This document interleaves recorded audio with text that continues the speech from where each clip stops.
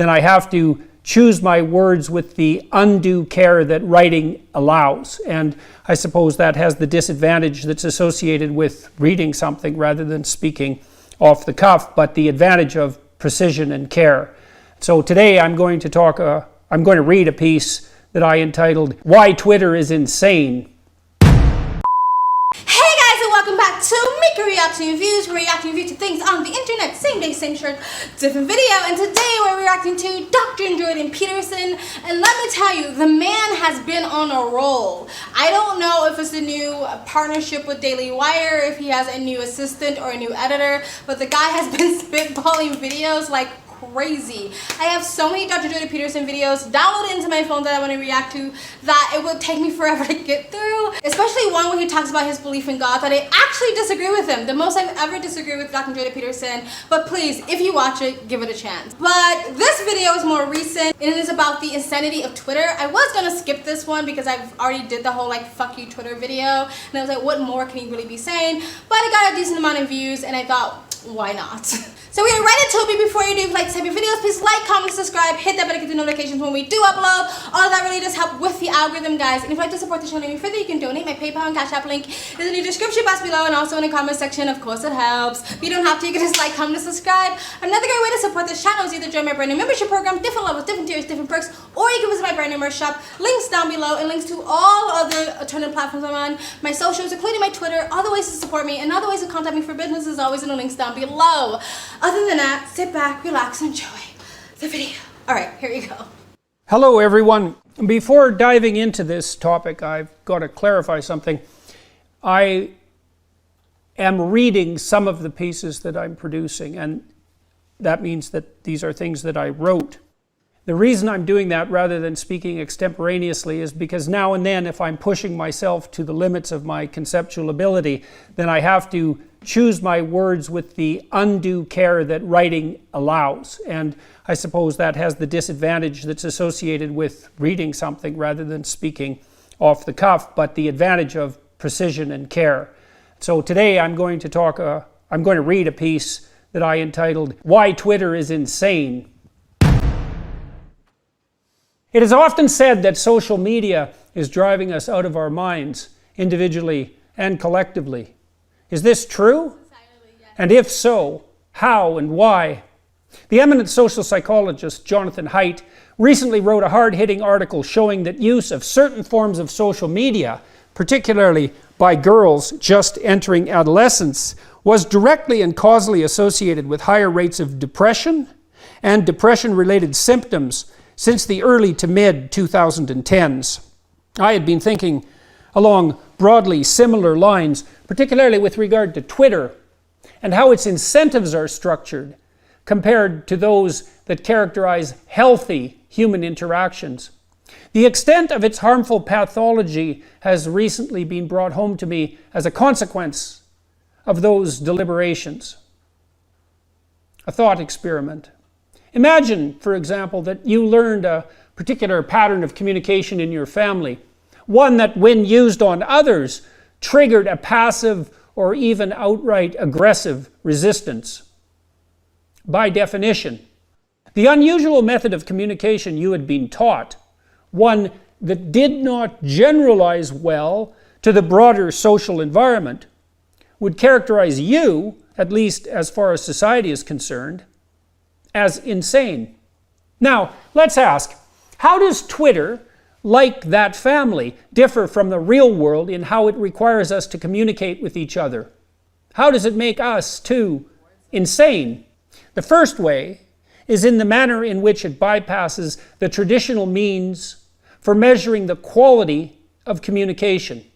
In the real world, high-volume communication is extremely costly, requiring both hard-to-establish credibility, why otherwise would large numbers of people want to read or listen to you, and access to the wealth necessary for such communication, either directly through personal accumulation or by proxy, such as a contractual arrangement with a publishing house. Stopping it there. Okay, so I totally agree with him. I like that he mentioned the whole writing thing because yeah, when you write something down, you can look at it and you can really take it in, and there's editing and, you know, taking things out, putting things in, so you can be more careful and precise with your words and your thinking. This is why I don't write scripts for my YouTube channel, because if I did, I would never put out a video, because I am a writer, and when I write, I edit like instinctively, even though it doesn't look like it when I do post my post, but I do. I'm very careful with that, because it's really important to me to, when I write, to make sure it's coming out clearly and what I want to say. I agree with what he's saying, because like, if anybody acted the way they acted on Twitter in real life, you wouldn't have any friends. Like, nobody would really like you, right? The way people act on Twitter is almost like their alter ego. It's almost like the stuff their inside voice that they wish they can say in real life, but they would never say that, because that type of behavior in real life is not acceptable by society. But on Twitter and most social media platforms, I mean, it depends on what side of the political ideology you're on, but most social media platforms reward that type of behavior by clicks and likes and followers and going viral and stuff like that. Even people building careers out of it. So I totally understand what he's saying, that these social media platforms award bad and erratic behavior. But let's continue. Twitter casts these limitations asunder. The consequence of this demolition of potentially vital regulation is multiplied by the fact that Twitter provides universal access to each of its users' hard-won personal networks.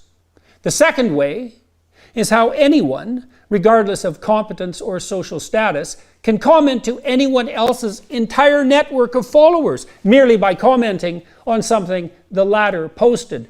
That same commenter, therefore, can access all those who have chosen to follow not them, but the target of their, say, insult and derision, without having demonstrated any of the competence necessary to have attracted such attention on their own.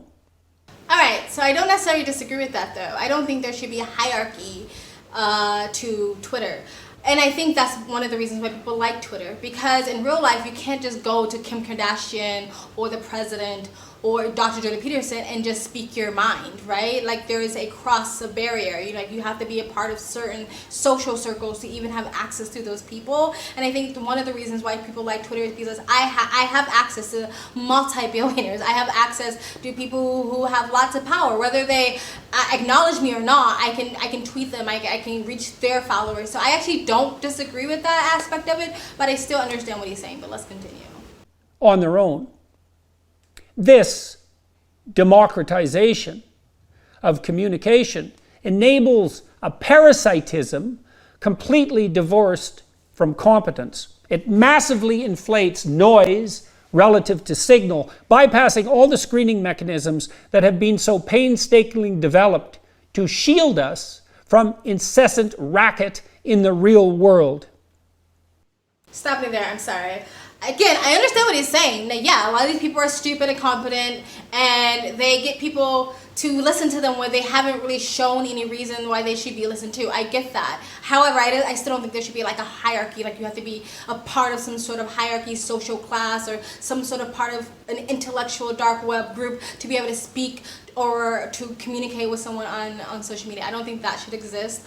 However, I agree with what he's saying, though. These are idiots. A lot of them are idiots. A lot of them just want like to hear their own, not their own self speak, but you know what I mean. I think the problem is that a lot of people will take just anonymous whatever normies on the internet seriously when they haven't proven why they should be taken seriously. Like, somebody can tweet something about a business or about a brand or about an influencer and it'll be taken seriously. Someone can say this person's racist or this person's transphobic or this happened to me, and it's just believed depending on which ideology the platform is sort of leaning on, and they aren't proving themselves credible. Their tweets are just being taken credible, and I think that's the problem, that these tweets, again, depending on the political ideology, the leaning, is taken seriously for no reason other than it leans on an ideology. It's on a bias, it's on a slant, you know what I mean? But anyway, let's continue. The third way Twitter breaks the norms of standard human interaction is the zero cost and even potential benefit it imposes on those who engage in flagrant ethical misconduct. It facilitates the implied moral elevation that accrues to the accuser who adopts the position of virtuous judge merely by formulating an accusation, however vague, ill-founded, and scurrilous.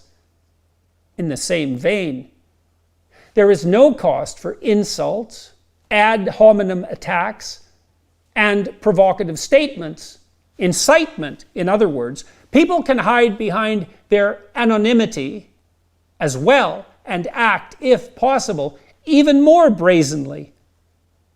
Elon Musk brought up the fact, if he was actually buying Twitter, I don't know what's going on now, but Elon Musk brought up the fact that each user should be verified. That's how you know that they're not bots and stuff like that. But other people have criticized that, saying that there are people who want to be anonymous because unfortunately we live in a world where you can't just speak your mind without possibly losing your livelihood.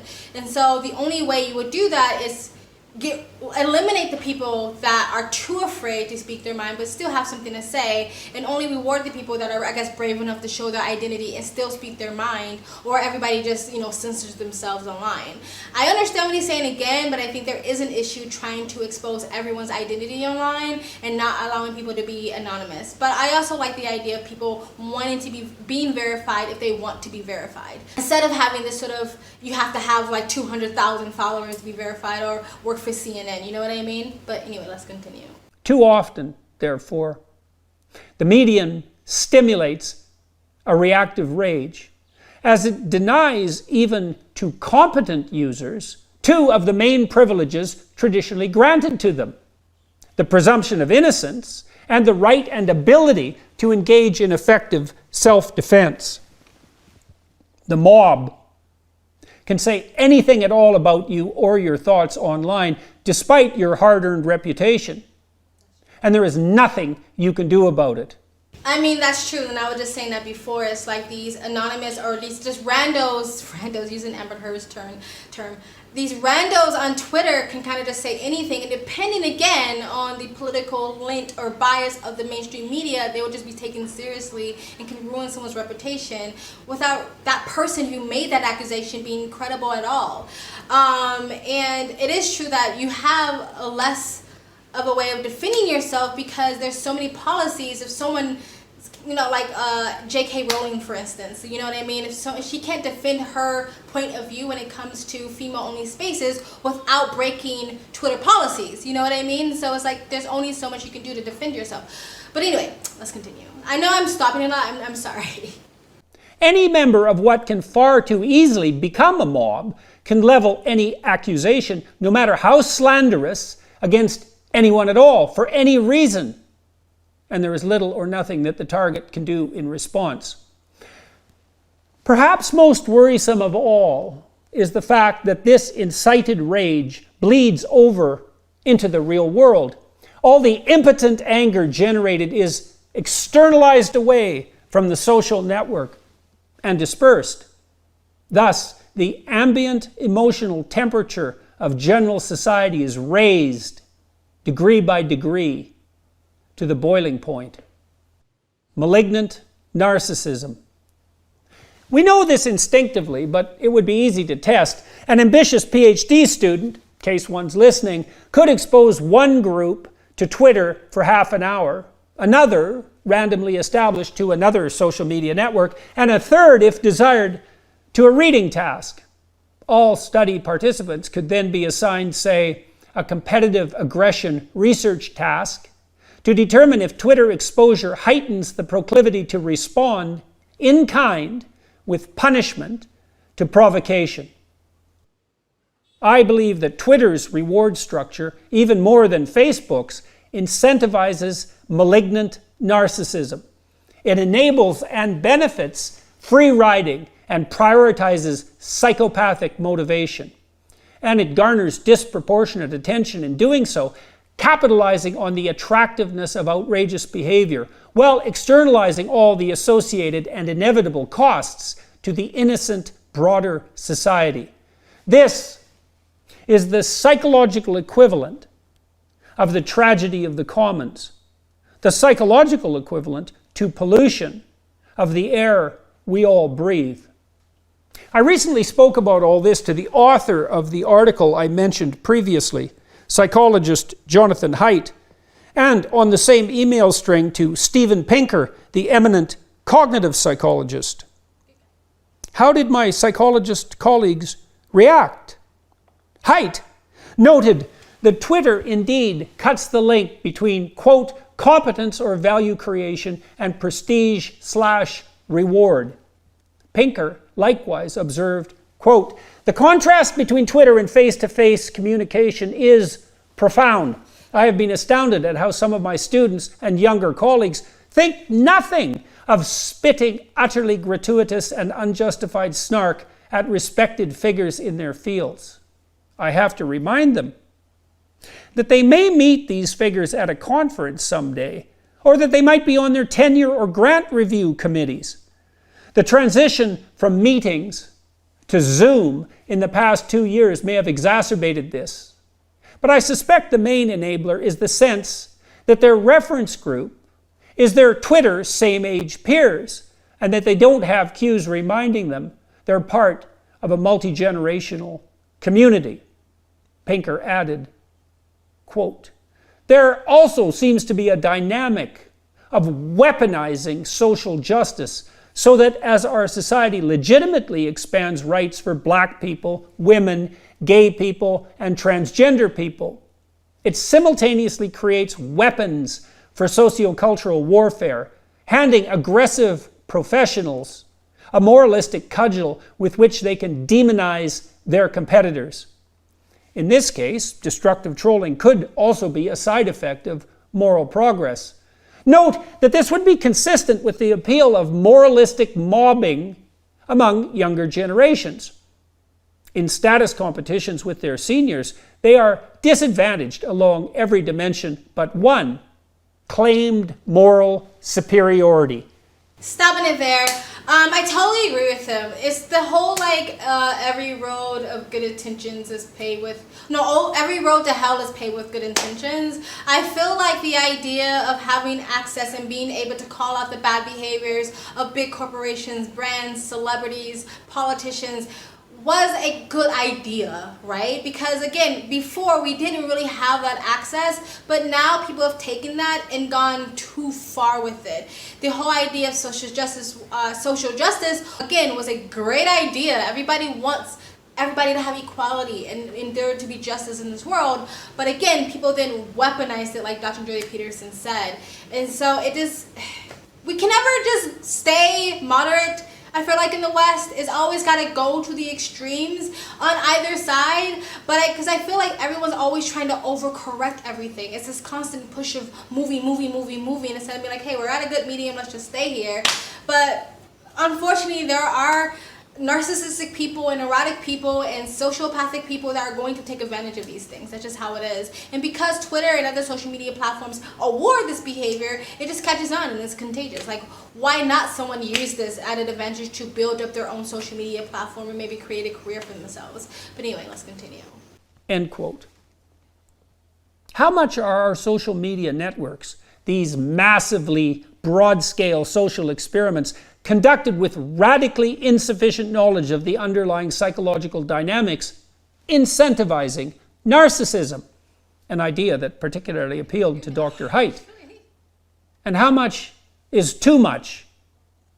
Here's an uncomfortable conclusion.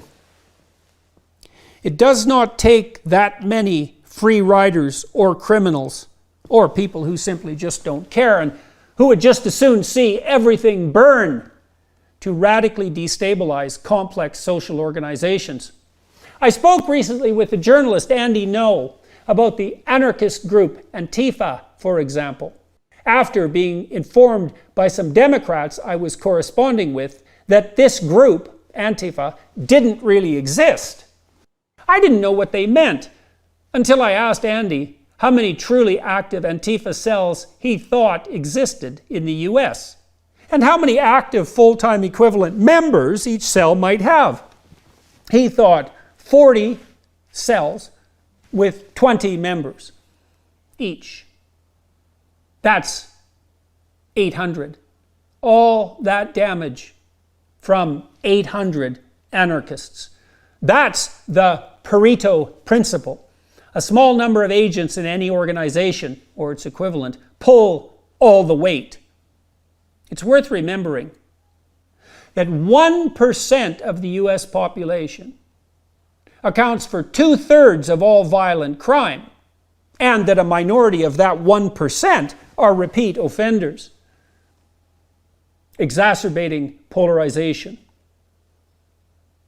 Have we built so-called communication systems that are capable of destabilizing our entire society? Haidt believes that it was the mere introduction of the retweet and like buttons that facilitated the tit-for-tat sharing of emotionally triggering content, particularly that capable of generating outrage. If a tech innovation that small can exacerbate polarization on a societal scale, how much disruption can these communication technologies, taken as a whole, create? Enough to bring us down? The mental health data certainly indicate that a major toll has already been taken on female adolescents. What about the rest of us? What about our social institutions? It seems clear that the potential psychological and sociological harm engendered by the increasingly monopolistic communication enterprises engaging our society are such that we should at least consider a push to conduct research on the matter. I like what he said, the exacerbation of polarization, because it is like the loud but very minority are the ones who are amplified, which gives you the illusion that everyone's in on it, but it's really not. And I do think the social media platforms and the people who created this knows all this already. Watching the documentary Social Dilemma, they know this and they want this to happen. This is purposeful. They're pre-programming society and gearing it and steering it and leading it in the way they want it to be. So they have no desire to, help sort of soothe this outrage and this divisiveness. They have no desire to help people with their mental health or emotional health crisis they're going through because of social media. They have no desire for that. They're benefiting from it. Why would they want to stop it? So there has been research done on this, so they can use it against us, so they can weaponize it, our own mentality against us, our own psyche against us, our own desires and our own outrage against us. They're not going to stop it. It's really up to the individual. It is up to the individual household. It's up to the individual community to stop this stuff. But they're going to give you lip service, like, again, get rid of the dislike button or get rid of the like counts on Instagram. They'll give you lip service, but they're not going to ever actually stop it. Anyway, let's continue. With an eye to conceptualizing, designing, and improving social media sharing platforms that aren't prima facie insane and contagiously so.